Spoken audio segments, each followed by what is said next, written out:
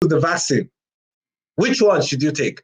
Well, like I said, you have one coronavirus right now. So in plain language, anyone that's available, you can take. Anyone that's available, you can take. And it's fine. You see, we take here, and I don't know if they do that in the UK as well, the flu vaccine every year. And the flu vaccine every year, when it comes out, look, sometimes it's just 25% coverage, 25% coverage. You cover it 25, sometimes 45, sometimes 50, depending on the strain that were picked.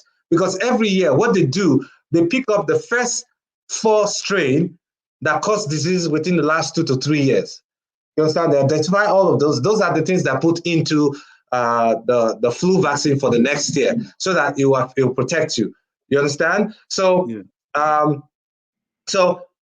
but even then, it doesn't give you the 60, 70% or the 90, that the Pfizer or the Moderna covers right now. It really doesn't. So if you have, and this is the first time we've had the capacity where, again, with technology, has been able to produce vaccines that are this level. I mean, unparalleled, unprecedented at this level. So look, again, we should be grateful we're living in times like this. And this technology has made it possible for us to do this. So we should be happy with doing this. So anyone, the least one right now is 65%, and 70 and above. So look, take them, anyone that's available to you, so that your body will produce immune response to protect you. And I'll tell you this, people don't understand that. If you remember what I said earlier on, that the things that protect you from all the other coronavirus that gave you the cold and all, is from your DNA, from your parents, from your great-great-great-grandma, from the Ogiso time, if you know.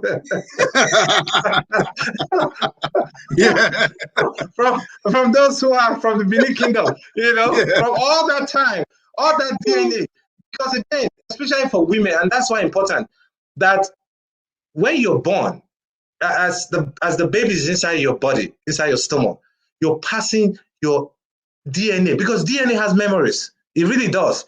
And it's so funny. We've always said that, but then science has proven we have T memory cells. They have memories. So those memories are the things you pass down to your children from generation to generation. So all the code, whatever you get, you're going to pass it down to your children so that they can be able to protect themselves. So when you get the coronavirus vaccine, you're not just protecting yourself right now. You're building up immune response and antibodies that you're going to pass down to your children and their children's children in the lineage, so that they also will be protected. That's why. Man, thanks so much for that, because man, there's so much here.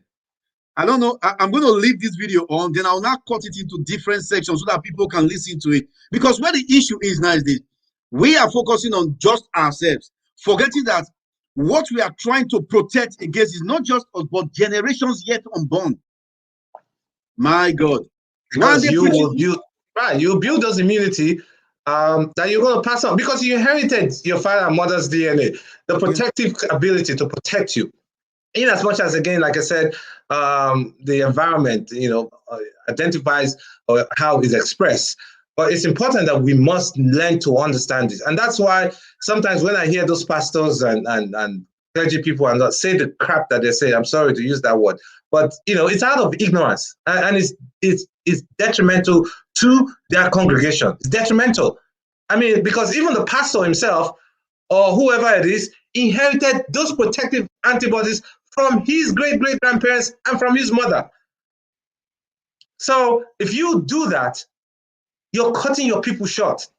And if you're cutting your spirit short out of your ignorance, you're cutting your people short.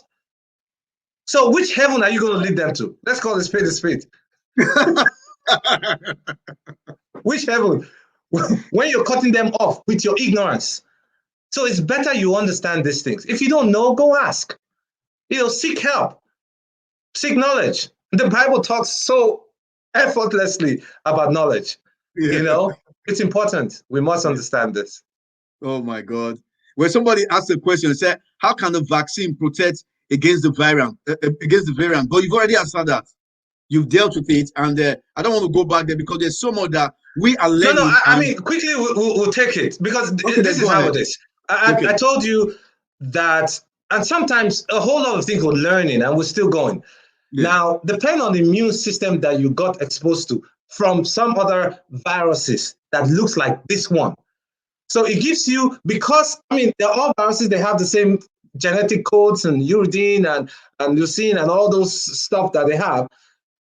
So it remembers that somebody that looked like this had walked past here. So if I cannot protect you as a whole, at least let me protect part of it. You understand? So that's why it's important. So at least it will still protect you to a large extent, even from genetic, codes that are a little different from the one we have. Because again, they're all still SARS-2. It's just that there's a little bit of variance. So it will still protect you anyways, because the majority, if you take a span of it, it's 100%. Let's say you take a span of the DNA, 100%.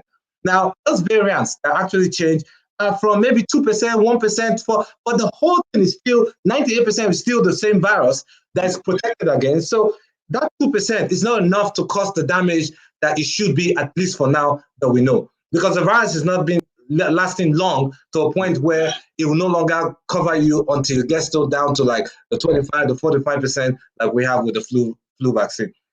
Now, another reason why it's important we must take this, because if I take and you take, or if I take and you don't take, and your cousin do not take, and me and my family and everybody else take, but you all don't take, you know what's going to happen? The virus will jump from you, move to your cousin, pick up new genetic code from your cousin, mix it up, and another person create new strain. That's how new strains come up. They pick up genetic codes from one individual and the other from new strains. That's why it's important that we all must be protected. So as we're protected, those jumping, codes that they pick up from one person to another, or even from animals to animals, will protect you. And that's how it works. And if you the terms that you need to understand, if you must go back and look, they are called what do you call it? I'm having a brain block now. I was just remembering. No, when you remember, just let us know. Yes, I remember. I gave a talk about it recently, how viruses come up with new strains. I remember. I don't know. I just got a new block because my brain was moving too fast. But no problem. I remember when it comes up. But that's Please, what when it happens, comes up, and that's why we must, protect one another so that everybody will get it, and then the new strains will not begin to form from one another. Wow. There's an area in UK, Kent, and some other areas after Heathrow, where recently the South African variant came in, and everybody had to stay indoor. Right. And they were looking, because now I know why the variant comes in, because what happens is that it jumps in from one to the other, and then a new strain is created and begins to replicate itself and affect people again. So much. Right. Somebody. In fact, there are two ways for it. I can't just get the term. Where you can check one virus from another, mix up with another, and create new form, or one virus from one individual mix up with one another in that same individual and create new viruses. I remember the terms, jeez.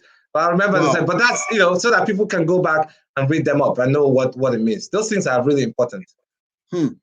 Now, well, let me tell you more. Those who are just joining us, Dr. Aluya is the current president of the Nigerian American Public Affairs Committee. Dr. Aluya is also the vice president, Impact Life International. He was the immediate past chair of the Association of Nigerian Physicians in America, AMPAC. And also, he was the immediate past president of the New Jersey Medical Association. So we are talking to someone who knows what he's saying here. And he's also an ambassador for peace by the Universal Peace Federation, and currently also the president again. So we're not just going around talking, but we know who we are talking about here and who is answering the question for us. Somebody asked a question, which I will just briefly look at that. He said, is Bill Gates, let me take this brand off now. He said, is Bill Gates an authority in medicine? I can answer that. It's very easy.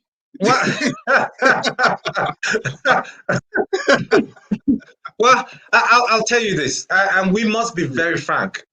Again, we're on the round table, and we must understand, certain things. And we must, like I said again, one of the biggest issues that we have in our community is that we have talents that are out there. We don't recognize them or celebrate them. We really don't. And what does that mean when I say that? I mean, look, we must be, as bad as it is. Until recently, Bill Gates was the champion of the world. People loved him, they respected him, and whatever. But when you start talking about, viruses and epidemics and things that are coming up, and people are like, oh, why is he talking about this? Oh, what's he talking about? Then fear come out, and fear begins to come out, because he's telling people things that they don't want to hear, and people get very uncomfortable when you tell them things they don't want to hear, they don't understand, or cannot comprehend. It's everywhere. I mean, Black people are worse, I'm sorry to say, but it's a fact. And I will say categorically that we should be grateful for somebody like Bill Gates. We should be. And I'll give you a reason why. And look at this and go back. In 1988, January 9th, 1988, there's an article on The Economist. And The Economist, I think, is produced, is written or something in the UK. And we know the people who own it. Now, what did they say? They said that in the future, 30 years from 1988, that there will be a new form of transaction where people will buy and sell, especially in developed countries like the US, Germany, they named out Japan, and in a few other countries, poorer countries. And that form of transaction will be formed in a new form of coin, a new form of digital coin. And that coin then was called the Phoenix coin. If you look at that economics in 1988 pattern, look it up, Google it up and see. You see the picture of a bird, the Phoenix bird. They called it, let's say, the Phoenix bird. Let's say the Phoenix bird. And the bird was standing over all the world's currency. And the world currency, like the dollar and the francs, the euro we use now, is called the fiat currency. And we know what happened eventually, where we now have what? Cryptocurrency. This was presented in 1988, and it was written in a foremost what do you call it?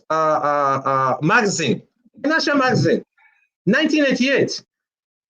But look at what the world is right now. Are we now in the digital currency age, where we have cryptocurrency taking the form? Now, when Bill Gates sat down and looked into the future and took his time and talked with experts, you see, because when Bill Gates talks, people listen. If I get to a point where if I talk, people will listen, you begin to hear my voice. A few people, maybe 300, 500, 200 people are listening right now. But because Bill Gates has that voice, when he talks, people listen. How many times do people listen to the scientists? So Bill Gates was sounding off what the scientists were telling us years back, that there's an epidemic coming. It's going to come. There were preambles in the form of SARS. There were preambles in the form of H1N1 that killed a lot of kids. There were preambles in the form of MERS. It's coming. We need to get prepared. When he said that, people who did not understand where he was coming from, what he was saying, and they were all angry or despiteful of him, say, oh, he's with the Antichrist or whatever. I don't give a flying hoot what association, what a cult group he is. Look, he's telling us the fact. When people say stuff, listen. We must listen. Because the information is out there. Just like I said, those 5 things today. Those who will listen and go back and research them. But guess what? When I called it the God complex, maybe 10, 20 years from now, somebody will see this video and say, oh, 30 years ago, Dr. Aluya said this, the God complex, in the form of artificial intelligence, blockchain, 5G technology. Who knows? Would they call me an antichrist then? Would they? So that's what Bill Gates had done. And we should be grateful that he did that. And people should have listened and woken up. Just like pastors and those, they're ringing the bell. They've been ringing the bell for 2,000 years. Jesus Christ is coming back. Jesus Christ is coming back, right? They've been ringing the bell. It's going to come. Do we know when it's going to come back? No. So when we rang the bell that epidemics and pandemics are going to come, we didn't know when it was going to come, but it did come. So Jesus Christ will come again. Yes, he will come, but we don't know. So we need to get up. So he's not an authority in medicine, but you know what? He had listened to people who have done medicine, who have worked in the space where he had worked, and listened to them attentively and came up with words and used his platform and his voice to speak. And people need to listen. And that's what it is. So he's not authority, but he's a mouthpiece for those who have authority. Wow. Okay. Thank you so much for that.